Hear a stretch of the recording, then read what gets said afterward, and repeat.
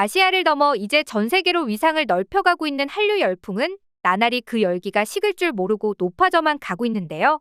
이러한 한류 열풍에 편승하여 쉽게 돈벌이를 해보려는 얌체 기업들도 늘어나고 있어 논란입니다.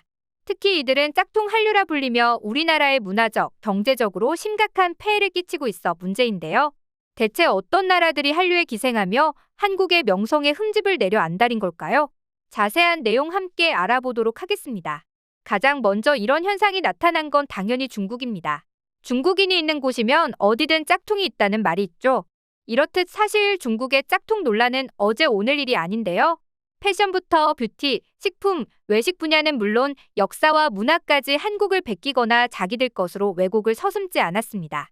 그런데 몇 년 전부턴 이런 단순 모방에 그치지 않고 자국 짝퉁을 원조인 양 내세우는 바람에 문제가 되고 있는데요.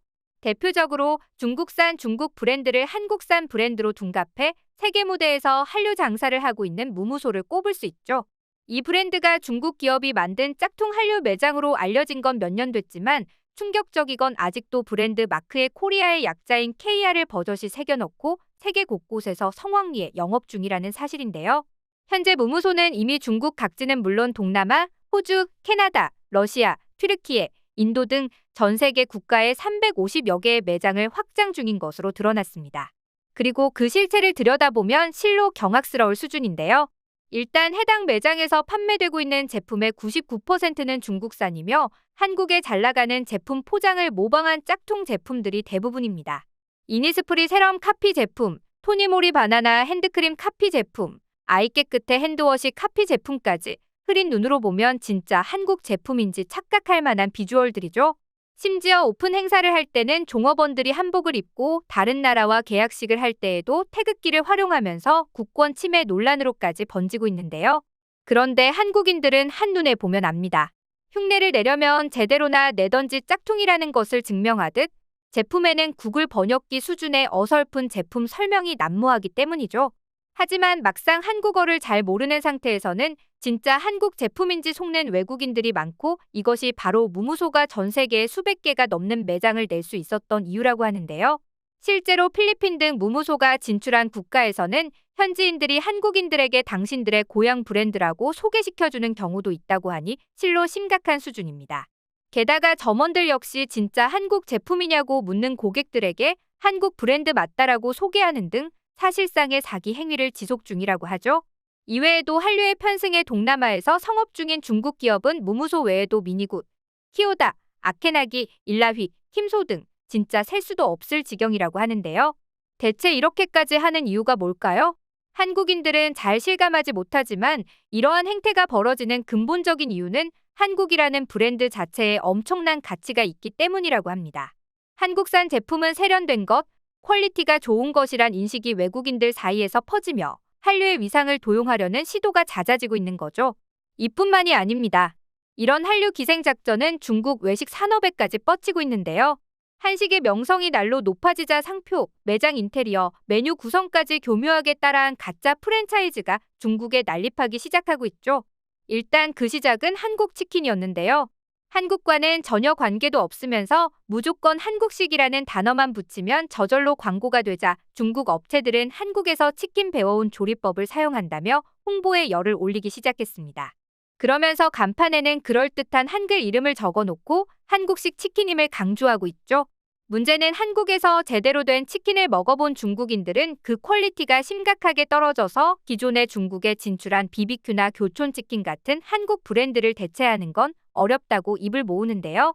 그럼에도 상하이나 베이징 같은 대도시를 제외하고는 한국 프랜차이즈가 진출하지 않은 곳이 더 많다 보니 이런 짝퉁 가게들도 쏠쏠한 매출을 올리며 점차 그 수를 불려가고 있다고 하죠. 이외에도 설빙, 에그드랍 등 한국 프랜차이즈를 표방한 디저트 가게들까지 우후죽순 생겨나 논란이 되기도 했는데요. 심지어 중국의 만행은 중국 내에서만 그치지 않았습니다. 한식이 급부상하면서 미국이나 유럽 등 해외의 중국인들이 운영하는 짝퉁 한식당들까지 생겨나 문제가 되고 있는데요. 이런 중국인들이 운영하는 식당은 겉보기엔 영락없는 한식당의 모습을 하고 있다고 합니다. 종업원들 역시 한글이 써진 유니폼을 입고 가게 인테리어도 한글로 도배되어 있죠. 하지만 조금만 자세히 들여다보면 짝퉁인 게 금세 티가 나는데요. 연어 요리, 양고기 요리 등 한국 요리에는 잘 등장하지 않는 낯선 메뉴들이 등장하기 때문입니다. 정통 한식당이라면서 비빔밥에 단무지를 떡하니 넣어놓고 심지어 메뉴판에는 중식 메뉴인 깐풍기까지 포함되어 있는 모습이죠. 한국을 자신들의 속국이라며 억지 논리를 펼칠 때는 언제고 막상 한국이 잘 나가니 한국인 행세를 하며 돈벌이에 이용하고 있는 모습이 기가 찰 노릇인데요. 그런데 이쯤에서 우리가 더욱 경계해야 하는 진짜 심각한 문제는 따로 있습니다. 안전이 전혀 검증되지 않은 중국산 식자재를 쓰는 데다 위생이나 음식의 퀄리티를 전혀 신경 쓰지 않고 내놓는 형편없는 음식 때문에 한식에 대한 이미지마저 손상될 우려가 대두되고 있다는 점이죠. 실제로 구글 리뷰를 보면 중국인이 운영하는 한식 가게에 방문한 외국인들의 실망 섞인 리뷰들도 적지 않게 올라오는 중인데요. 중국인들이 한국인들의 일자리를 빼앗고 있을 뿐만 아니라 한식에 대한 이미지도 망치고 있는 모습이 개탄스럽기 그지없습니다. 심지어 이런 얌체 짓에 최근에는 일본까지 가세했는데요. 한때 아시아 식품 시장을 주름잡던 일본 식품 기업들은 이제는 한국 제품을 따라 만드느라 혈안이 되어 있습니다. 사실 그동안 세계 식품 기업들 간에 잘 나가는 제품을 모방하려는 사례는 꾸준히 있어 왔습니다. 하지만 그럼에도 그전까지는 최대한 자신의 나라 제품으로 보이도록 패키지를 변형하는 게 일반적인 추세였죠. 하지만 지금 일본은 한국 제품을 따라 만드는 것에서 그치지 않고 자국 제품을 최대한 한국 제품인 것처럼 꾸미는 충격 행보를 보이고 있는데요. 일례로 지난 9월 일본의 대표 조미료 기업인 아지노모토는 한식 라인을 출시했고 일본의 대형 식품 기업 니오넴도 K푸드에 뛰어들어 양념치킨과 닭갈비 등 한국식 가공식품을 선보였습니다. 그리고 이들은 한국 식품이라는 걸 팍팍 티내기 위해서인지 각 제품에 한국어를 새겨 넣으며 한류 열풍에 편승하겠다는 의지를 불태우고 있죠. 짝퉁 제품들의 한국 두 글자가 붙기만 하면 불티나게 팔린다고 하니 이게 참 좋은 건지 나쁜 건지 한국인 입장에서는 어리둥절하기만 합니다. 그만큼 한국이 너무 유명해지자 한류에 기생하려는 이웃나라들이 많아진 현상으로 풀이해볼 수 있는데요.